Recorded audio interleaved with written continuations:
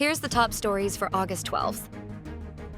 Vice President Sara to answer secret fund issue in proper forum after her Supreme Court win. AFP and PCG to craft a joint patrol plan for West Philippine Sea. Escudero denies link to 5.16 billion peso flood control projects tied to campaign donor. Gorio intensifies into a typhoon but still poses no immediate threat to the Philippines. Israeli strike kills journalists in Gaza City, worsening the death toll for the press. After the Supreme Court nullified the impeachment case against her, Vice President Sara Duterte claimed on Monday, August 11th, that she has always been ready to face the accusations against her in the proper forum, but not before members of the House of Representatives. The vice president, on the sidelines of the Karayawan Festival in Davao City, said that her camp has submitted everything that the Supreme Court asked from them, since it's the proper forum and right venue.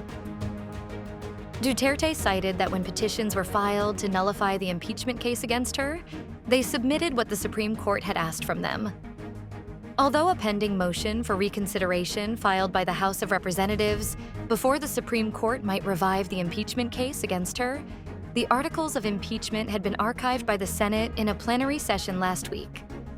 This happened after a lengthy legal battle since she was impeached by the House of Representatives on February 5th for betrayal of public trust for an assassination threat against President Marcos, his wife, and the House Speaker, betrayal of public trust and graft and corruption due to the misuse of public funds, and betrayal of public trust and bribery within the Department of Education.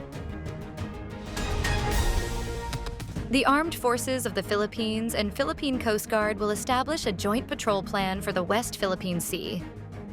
AFP Chief General Romeo Bronner Jr. made the remark on Tuesday, August 12th, a day after the collision of Chinese Coast Guard and Navy vessels in Bajo de Masinloc, also known as Scarborough or Panatag Shoal. He attributed the August 11th collision between a China Coast Guard vessel and a People's Liberation Army Navy warship near Bajo de Masinloc to China's aggressive maneuvers while pursuing PCG ship BRP Suluan. To prevent a scenario that could possibly harm PCG personnel and vessels due to China's aggression, Bronner is considering deploying gray ships in Bajo de Masinloc whenever PCG patrols the area. The joint patrol between the AFP and PCG has been a long time coming. The military chief recalled the standoff between the Philippines and China in Bajo de Masinloc, which forced the Philippine Navy to withdraw its forces from the shoal.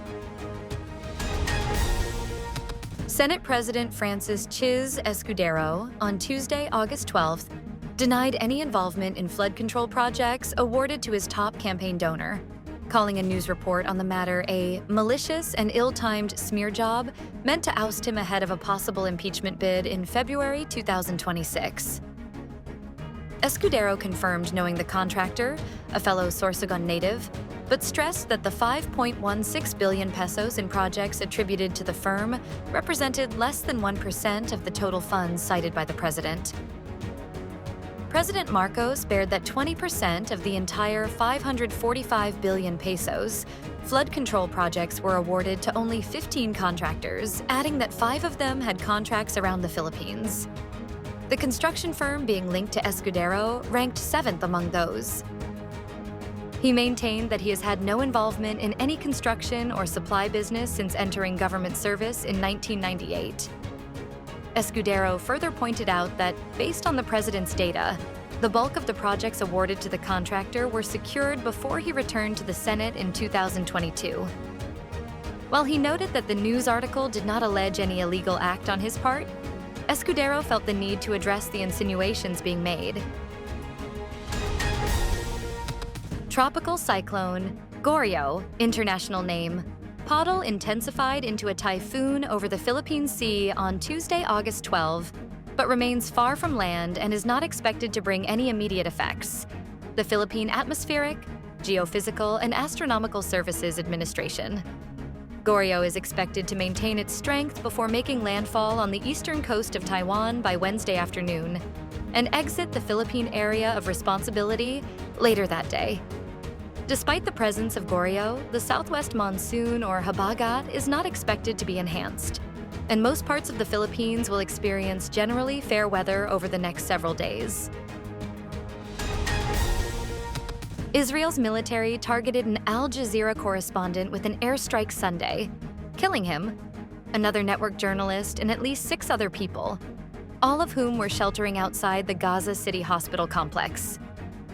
Officials at Shifa Hospital said those killed included Al Jazeera correspondents Anas al-Sharif and Mohammed Kureka. The strike also killed 4 other journalists and 2 other people, according to Hospital Administrative Director Rami Mohana. The strike also damaged the entrance to the hospital complex's emergency building. Both Israel and hospital officials in Gaza City confirmed the deaths, which press advocates described as retribution against those documenting the war in Gaza. Israel's military later Sunday described al-Sharif as the leader of a Hamas cell, an allegation that Al Jazeera and al-Sharif had previously dismissed as baseless. Stay updated with the latest news. Visit our website at www.mb.com.ph or follow us on social media. Thanks for tuning in to the Manila Bulletin Daily Rundown.